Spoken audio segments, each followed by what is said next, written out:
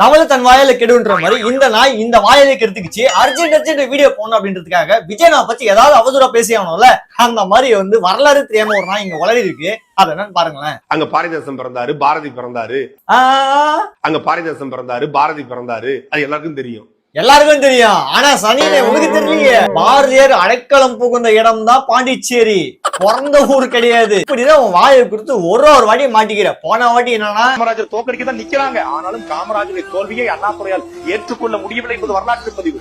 காமராஜர் இறந்த பொழுது அண்ணாதுரை போய் நின்னாரு. எங்க ஒருக்கா சொல்லு. காமராஜர் இறந்த பொழுது அண்ணாதுரை போய் நின்னாரு. மறுக்கா சொல்லு. காமராஜர் இறந்த பொழுது அண்ணாதுரை போய் நின்னாரு.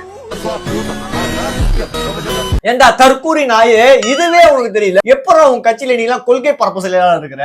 சரி விடு, அது கட்சியே கிடையாது. கூகுள் எடுத்தாலுமே டுபாகூர் கட்சி தான் வரும். சரி இதெல்லாம் விடு. உன் எப்ப பார்த்தாலும் தமிழ் தேசிய கொள்கை அது இதுன்னு சொல்லிட்டே இருக்கு. ஏன் உன் கொள்கையில கொஞ்சம் சொல்லட்டோமா?